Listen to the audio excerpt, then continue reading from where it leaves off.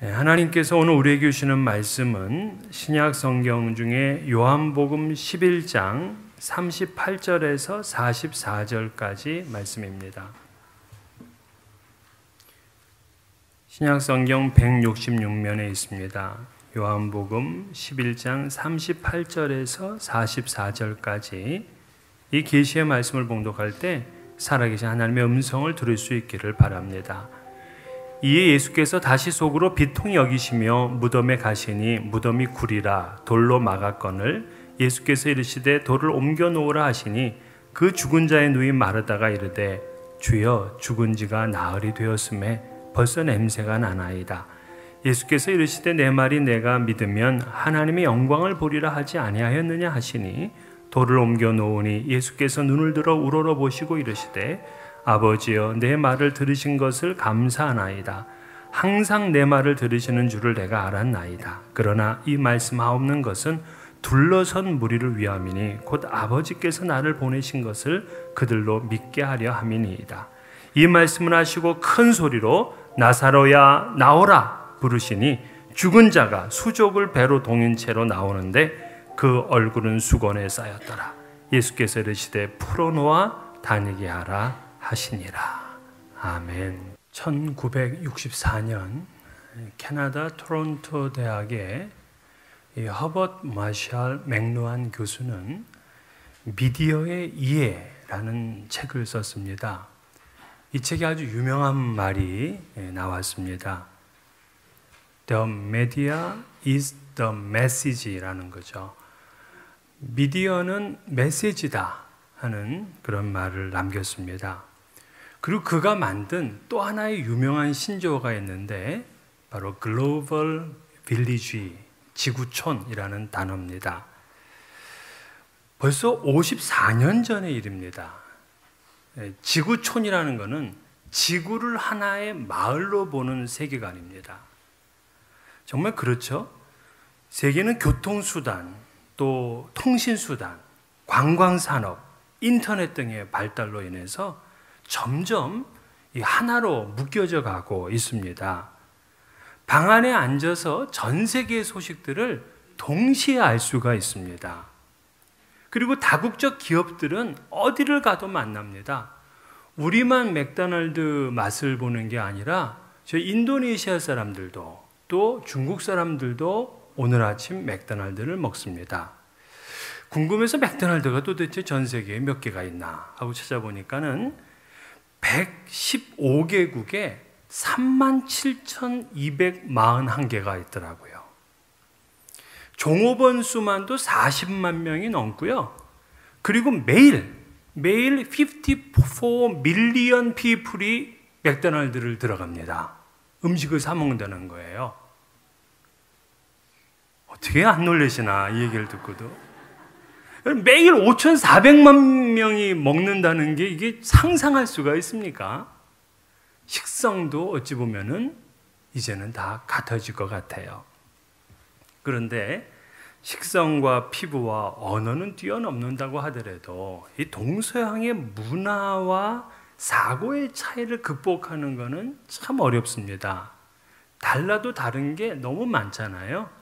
특별히 동서양이 갖는 특징적 차이 중에 하나가 죽음에 대한 견해입니다.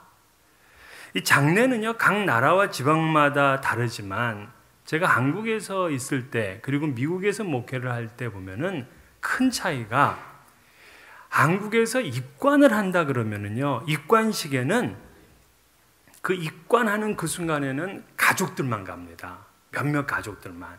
그리고 유리로 된 문에 이렇게 서로 떨어져 가지고 멀리서 보는 거예요. 그런 다음에 그 입관을 마치면은 이 뚜껑을 닫고 더 이상 열지 못하도록 완전히 봉합니다. 조문객은 마지막 얼굴 한번 못 보는 거죠. 그렇게 해서 산자와 죽은 자를 철저하게 분리시킵니다. 하지만 미국의 장례법은 아주 다릅니다. 예쁘게 화장을 시켜서 관을 또 반쯤 열어 놓죠. 그래서 모든 그런 조문객들이 얼굴을 보게 하고 심지어는 입맞춤을 하기도 합니다. 그래서 이 고별 예배를, 입관 예배를 뭐라고 부르냐면 우리는 viewing service라고 부르죠. 보는 예배입니다. 장지를 쓰는 법도 달라요. 한국은 주거지에서부터 가능하면 이제 멀리 둡니다. 그리고 꿈에 죽은 자가 좀 흉한 모습으로 나타나면은 정 때려고 나타났다고 우리 그렇게 얘기를 하면서 자꾸 이제 잊으려고 하잖아요. 근데 미국은 그렇지 않습니다. 동네에 장지를 쓰고요. 죽은 자와 산 자를 가까이 있게 합니다. 그럼 같은 동양권인 이스라엘은 어떤가? 이스라엘의 풍습은 우리와 비슷합니다. 산 자와 죽은 자를 철저하게 분리시킵니다. 근데 어찌 보면 우리보다 좀 더한데 우리는 보통 3일장, 5일장, 어떤 집은 7일장 이렇게 지내는 집도 있는데 이스라엘은요, 죽으면 당일날 매장합니다. 더운 나라기 때문에 더 오래 끌 수도 없어요. 그리고 이 마을로부터는 멀리 떨어진 그 성문 밖으로 나가서 무덤에 안치를 합니다. 삶과 죽음의 철저한 분리죠. 성경을 보게 되면 율법에는요, 죽음, 이 시체를 아주 부정하게 보았어요. 심지어 가증히 여기라, 그렇게 레위기에는 말씀했습니다. 죽음으로 인해서 부정하게 된 사람은 진 밖으로 내보내게 했습니다. 나실인으로 자기를 하나님께 드렸다는 사람은 시체 가까이 갈 수가 없어요. 부모가 돌아가셔도 가까이 못 갑니다. 그만큼 이 죽음에 대한 이해는 동서양이 큰 차이가 있어요. 그런데 동서고금을 막론하고 다 일치하는 한 가지 진리가 있습니다.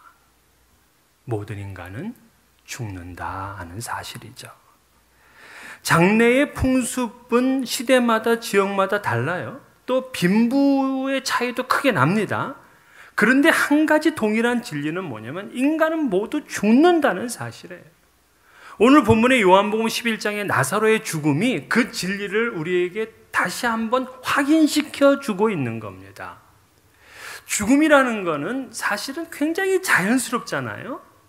근데 아주 자연스러우면서도 우리 인생에서 가장 충격적인 사건이 또한 죽음이에요. 특히 이 베다니 가정에서의 나사로의 죽음은요, 그 슬픔을 이루 말할 수가 없어요. 왜냐하면 우리는 지금 이 성경을 보면서 이 집안의 부모님의 이야기를 한 번도 못 들어요. 돌아가셨을 겁니다. 부모님이 돌아가시고 3남매가 서로 의지하며 살았는데 그 가정의 법적인 책임을 누가 지냐면 남자인 나사로가 집니다. 나사로가 있었기 때문에 모든 법적인 행사를 할 수가 있었어요. 이스라엘은 아들이 없으면 모든 면에서 불이익을 당하게 되는 부권 사회입니다. 그래서 가족의 정으로나 현실적으로나 법적으로 이 나사로의 죽음은 두 자매에게는 엄청나게 큰 충격이에요. 전혀 예상하지도 준비하지도 못한 죽음입니다. 여러분, 우리 인생이 그래요. 갑자기 죽음이 찾아옵니다. 전쟁을 많이 겪었던 우리 그 선조들은요, 아침 인사를 할 때 밤새 안녕하셨습니까? 이렇게 인사했어요. 왜냐하면 이분이 밤새 돌아가시기가 쉽기 때문에. 또 이 보릿고개를 겪었던 시대의 어른들은 아침에 만나면은 진지 드셨습니까? 이게 인사였어요. 그러니까 하루를 연명하고 한 끼 식사를 때우는 것이 그렇게 어려운 때였기 때문에 그렇습니다. 그런데 놀랍게도 역설적으로 그때는 죽음을 준비하던 시대였어요. 아기가 태어나도요, 이 아기 금방 호적에 안 올려. 왜? 죽을지 모르니까. 그래서 1년, 2년 뒤에 이 아이를 호적에 올립니다. 늘 죽음을 생각하던 시대였어요. 그런데 현대는 죽음을 준비하며 사는 사람들이 많지 않아요. 아니, 오히려 자꾸 자기가 죽는다는 사실을 잊어버리려고 해요. 물론 인간은 죽음을 준비하든 준비하지 못하든 다 죽죠. 올 때는 순서가 있지만 갈 때는 순서가 없대잖아요. 저도 20대 청년들 장례식을 여러 번 치러봤습니다. 나사로도 갑작스럽게 죽었어요. 오늘 이 본문을 통해서 우리는 인생에서 죽음의 의미가 뭔지를 알 수 있습니다. 자, 오늘 이 본문을 가만히 읽어보게 되면 38절에 무덤이 구리라 돌로 막았거늘 이렇게 말하잖아요. 돌로 막아버렸어. 이 돌은 세상과 그리고 무덤을 나누는 상징이잖아요. 호흡이 떠나자마자 돌로 막아버렸어요. 세상과 분리된 것을 뜻합니다. 그렇습니다. 죽음은요, 모든 걸 다 분리시켜요. 우리 죽음은 의학적 죽음과 법적 죽음이 있어요. 그러니까 의학적 죽음이라는 것은 모든 호흡이 정지되고 신체의 그 기능이 다 종식되어서 그때부터 이제 부패되어서 흙으로 돌아가는 그러한 순간이 되면 이거는 의학적 죽음이라 그러죠. 근데 법적 죽음이 있어요. 법적으로 죽었다고 판단하는 겁니다. 물론 근데 이제 사회마다 이 죽음의 정의가 좀 다르죠. 어떤 나라는요, 뇌 기능이 멈춰지게 되면, 뇌 기능이 마비되면 뇌사라고 해서 이걸 죽었다고 판정을 합니다. 또 완전히 호흡이 멈춰야 죽었다 하고 그렇게 판단하는 나라도 있어요. 근데 어떤 선교사님의 이야기를 들어보게 되면 어떤 종족은요, 먹지 못하면 죽은 것으로 간주하고 장례를 치른답니다. 여기서는 뭐 밥맛이 없어요. 그럼 큰일 나. 예? 뭐 감기 몸살이라서 나 그냥 뭐 식욕이 없다 그러면 큰일 나는 거예요. 장례 치르게 돼. 사회가 그를 죽었다고 판단하면 도리가 없어요. 끊어져요. 우리가 오늘까지 호흡하지만 죽으면 우리는 이 사회로부터 완전히 분리되는 겁니다. 그와 함께 정을 나누고 사랑을 나누고 그렇게 믿었던 그 사람이지만 죽으면 다 끊어져 버리는 거예요. 그러면 그때는 영원하신 주님 앞에 서게 됩니다. 아무리 친하고 아무리 좋아도 우리가 끝까지 못 가. 다 분리돼요. 그렇기 때문에 지혜로운 사람은 영원하신 주님 앞에 나는 어떻게 설 것인가, 이거를 준비하며 살아가는 인생이 지혜로운 인생인 거예요. 두 번째, 오늘 죽음을 보니까는 돌을 옮겨 놓으라 예수께서 말씀하시니까 마르다가 하는 말이, 주여 죽은 지가 나흘이 되었음에 벌써 냄새가 나나이다. 그러니까 나흘이 지나니까 이제 부패가 이제 빨라지게 되고 냄새가 날 정도였어요. 이 인간의 연약성을 말하는 겁니다. 우리는 살아있다, 젊다고 합니다. 그래서 젊은이들은 아주 팽팽한 피부를 자랑하잖아요. 그러나 그도 호흡이 끊기면요, 바로 부패하는 존재예요. 그 시체 속에 아무리 방부제를 틀어넣는다고 하더라도 인간은 부패하는 존재입니다. 그렇게 보면 내가 좀 좋은 학교를 나왔다. 내가 좀 남들보다 좀 힘도 있고 돈도 있다. 이게 뭐 의시될 겁니까? 호흡이 떠난 인간은 그냥 부패하고 마는 거예요. 뿌리가 뽑힌 인간이나 호흡이 끊겨, 이 뿌리가 뽑힌 이 풀이나 호흡이 끊긴 인간이나 별 차이가 없는 거예요. 그래서 베드로 사도는 모든 육체는 풀과 같고 그 모든 영광은 풀의 꽃과 같으니라 그랬어요. 우리가 호흡하는 동안은 풀과 같아요. 또 젊은이들은 꽃과 같잖아요. 꽃의 기운이 떨어질 때쯤 되니까 여자분들은 화장을 하더라고요. 화장으로도 꽃으로 안 되면 뭐 분장을 하신다면서요. 그래서 자기 얼굴이 아닌 얼굴을 하고 다녀. 저는 한번 신방 갔다가 너무 일찍 가가지고 그분이 화장을 안 하고 있어서 병든 줄 알고 어디 아프냐고 물었더니 아니래. 그래서 연세가 드시면 여자분들은 사진을 안 찍더라고요. 왜냐? 자존심 때문이야. 이 얼굴과 몸매를 역사에 남기느니 역사에 잊혀진 존재로 살겠다 하는 그런 자존심이죠. 성형수술이 유행이라고 합니다. 피트니스도 열심히 다닙니다. 더 예쁘게, 더 아름답게, 더 건강하게 자신을 만들려고 해. 아무리 그래도요, 호흡이 끝나면 썩습니다. 지금 훌륭한 미모를 뽐내기도 하고 날아가는 새도 떨어뜨릴 만큼 새도가라고 하더라도 호흡이 끊기면 썩어 냄새가 나는 거예요. 그래서 우리는 인생을 교만하게 살면 안 됩니다. 우리 육체는 연약해요. 또한 44절을 보니까 주께서 나사로를 나오라 부르시니까 그가 무덤에서 나올 때 어떤 모습으로 나오냐면 수족을 배로 동인 채로 나왔다, 이렇게 얘기를 해요. 자, 그가 죽을 때 가져간 게 뭐 있습니까? 그냥 그는 죽은 그대로 나왔잖아요. 결국 그가 가져갈 수 있었던 것은 그냥 배옷 하나였어요. 수의 한 벌이었습니다. 다 두고 가야 돼요.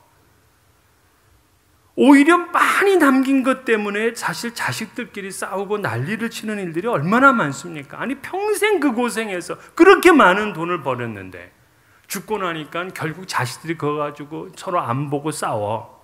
그러면 그분은 일생 동안 한 게 결국 자식 망치는 일을 한 거잖아요.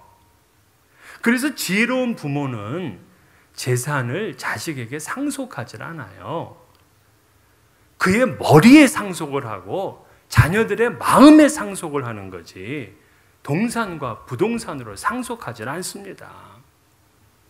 3개 대륙을 점령했던 이 알렉산더 대왕은요, 그가 죽으면서 특이한 유언을 했다고 하잖아요.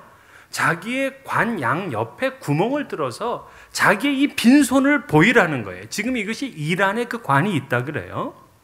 그러면서 이 대륙을 정복했던 세계의 왕도 결국 죽으면 아무것도 가져가지 못한다는 것을 세상에 알리라는 거예요. 그런 철학자였어요. 그런데도 죽기 전까지 모으려고 하는 건 뭐냐? 욕심 때문이죠. 마지막 가져갈 때는 그 식구들이 해주는 수의 한 벌 입고 가는 거예요. 수의와 일반 옷과 다른 게 뭔지 아십니까? 이 수의는 주머니가 없잖아요. 아무것도 가져갈 수 없기 때문에. 그랬더니 미국은 또 양복 입고 간다네요. 여러분, 그 주머니에 뭘 얼마나 넣겠습니까? 가끔 하관식을 할 때 보면은요, 그 친구들이 아주 안타깝게 와가지고서 이 골프채를 좀 그 안에 넣어달라 그러는 분이 있어요. 그래서 왜 그러냐 그랬더니 천국 가서 골프 치라고. 뭐 어떻게 부탁이니 그냥 넣긴 넣습니다. 그것도 어떤 분은 금반지를 끼워주기도 하고, 심지어는 어떤 분은 노잣돈 하라고요, 돈을 넣어주기도 해요. 여러분, 그거 못 가져가. 제가 보니까요, 그 일하는 인부들이 다 빼요. 다 빼. 아니, 그렇게 순식간에 반지를 빼는 거 보고 제가 깜짝 놀랐습니다. 반지 빼고 돈 다 뺍니다. 그렇지 않으면, 아니, 산 사람의 지갑도 터는데 뭐 죽은 사람의 거 뭐 누가 못 털겠습니까? 죽은 자는 아무것도 못 가지고. 또 어떤 분들은 성경책을 넣어달라는 분이 있어요. 저는 그때마다 얘기를 해. 부모님께서 손때 묻은 성경책은 당신이 가지고 있어라. 그 성경책을 보면서 그 부모의 믿음과 신앙을 결코 잊지 말아라. 오늘 이 본문은 나사로가 보여주는 우리 인간의 죽음의 모습이에요. 돌이 막혀 있다, 세상과 분리된다는 거고요. 육체가 썩었다, 육체는 우리는 연약하다는 거고요. 또 배로 동인 채 나왔다, 결국 아무것도 가져갈 수 없는 공수고의 인생이라는 겁니다. 이처럼 죽음은 인생을 단절시키고 모든 것을 끝내게 해요. 근데 사람들은요, 그렇기 때문에 죽으면 그만이야 하고 결론을 맺습니다. 하지만요, 성경은 죽으면 끝이 아니에요. 죽으면 또 다른 세상이 있습니다. 그래서 불교도 이승과 저승으로 구별하거든요. 그러니까 불교도 지혜로운 거예요. 또 다른 세상이 있다는 걸 그들도 알아요. 그런데 여러분, 우리들은 모두 다 한 번의 죽음을 경험한 적이 있습니다. 언제? 어머니 뱃속에서 나올 때. 자, 이 아기가 어머니 뱃속에 생겨나서 여기서 생명으로 살아가는 동안에 너무나 자유로워요. 이 아기는 너무 편합니다. 탁 또박또박 먹을 거 들어오죠. 모든 게 거기서 마음껏 수용하면서 얘는 그냥 너무 행복한 삶을 살아. 근데 10개월이 지나고 나면은 뭐가 힘이 강하게 주어지더니만 얘가 세상으로 확 나와버려. 얘는 살았다 죽었다? 자궁 속에서 얘는 죽음을 경험하는 거예요. 자기 세계에서 나오기 때문에. 그런데 세상은 어떻게 해요? 박수를 치면서 오늘 아기가 탄생했다, 출생했다고 축하해 줍니다. 한 번 죽음 경험했어요. 이 땅에 우리가 70년, 80년, 어떤 분은 100년 이상을 살면서 한 번의 생명을 경험하는데 우리도 죽어요. 그러나 저 하늘나라에서는 영생을 얻었다고 우리를 축하해주고 빵빠레가 울립니다. 그러니까 죽음은 끝이 아닌 거예요. 성경은 보게 되면 죽음이라는 의미가 세 가지로 쓰여요. 첫째가 영적 죽음인데요. 영적 죽음은 지금 우리가 이렇게 몸으로 살아있지만 하나님과의 관계가 단절된 것을 얘기하는 겁니다. 그 성경에서 말하는, 특별히 로마서에 말하는 죽음은 전부 다 영적 죽음이에요. 두 번째는 육체적 죽음입니다. 이것이 이제 세상 사람들이 말하는 죽음이죠. 육체와 영혼이 분리된 죽음이에요. 그러나 성경의 사람들은요, 이 죽음을 다 초월합니다. 사도 바울은 로마서 8장 38절 39절에 보면 사망도 우리를 그리스도의 사랑에서 끊을 수 없다 그랬어요. 고린도전서 15장 55절에 사망아 너의 승리가 어디 있느냐, 사망아 내가 쏘는 것이 어디 있느냐 하면서 아예 사망을 조롱하고요, 얼마나 도도한지 모릅니다. 어떻게 우리의 인생이 사망 앞에서도 도도할 수 있느냐? 예수님께서 말씀하신 것 때문이야. 나는 부활이요 생명이니 나를 믿는 자는 죽어도 살겠고 무릇 살아서 나를 믿는 자는 영원히 죽지 아니하리라. 우리는 이 말씀을 믿기 때문에 육체적 죽음은요 두려워하지 않습니다. 그 뒤에 영생이 있음을 알기 때문이죠. 세 번째 죽음이 있습니다. 이것은 영원한 죽음입니다. 진짜 두려워해야 될 죽음이에요. 히브리서 9장 27절에 한 번 죽는 것은 사람에게 정한 것이요 그 이후에는 심판이 있으리니 그랬어요. 이 심판은요 영원한 삶과 영원한 죽음으로 나눕니다. 지옥불에 던져지는 이 영원한 죽음, 절대로 우리가 그 길을 가서는 안 될 거죠. 요한계시록에서는 이 죽음을 둘째 사망이다 그렇게 불렀습니다. 그런데 요한복음서를 보게 되면 믿는 자는요 둘째 사망이 없어요. 영생을 얻습니다. 주님께서 계속해서 이 약속을 주고 계셨어요.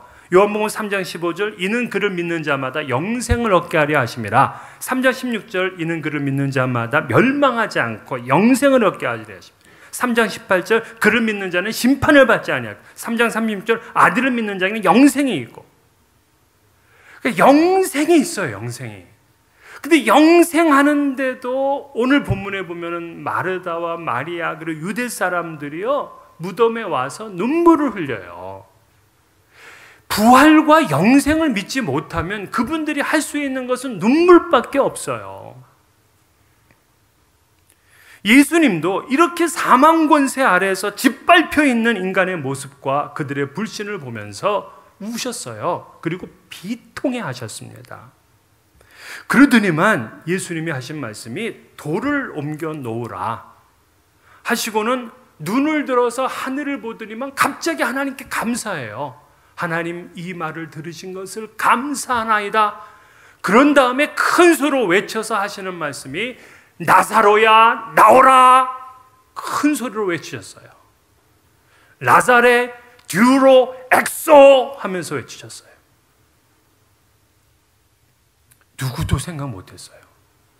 예수님은 너무나 당당하게 위험에 차셔서 나사렛 듀로 엑소 그를 불러내신 거예요. 아니 지금 나사로는 죽었잖아요. 못 들어요. 썩고 있잖아요. 부패해서 냄새가 납니다. 근데 어떻게 시체 보러 나오라고 하냐고. 시체가 뭐 그 말 듣고 뭐 예썰 그러면서 나올 수 있겠어요? 안 되잖아요. 근데 어떻게 죽어 있는 사람, 모든 사람이 다 알고 있는 의학적 죽음이고 법적 죽음이고 이 모든 죽음 가운데 있는 이 사람이 어떻게 나올 수 있냐고. 부활이요 생명이 되시는 예수 그리스도의 은혜가 그 사람에게 덮여지게 되면 그 사람이 말씀을 듣게 되고 그 사람이 일어나게 됩니다. 이게 약속이에요. 지금 그 사람 안 돼. 죽었어. 이제는 모두 끝났어. 그런데도 주님의 은혜가 그에게 덮어지게 되면 이 죽은 자가 무덤 밖으로 나오는 거예요.